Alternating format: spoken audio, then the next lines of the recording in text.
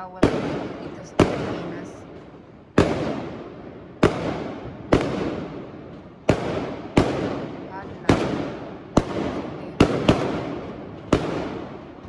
Finish it. I want to sleep.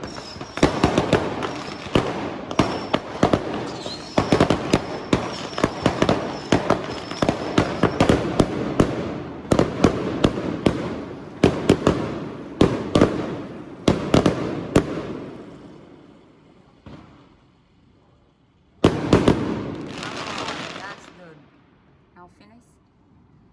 I want to eat fish and chips now.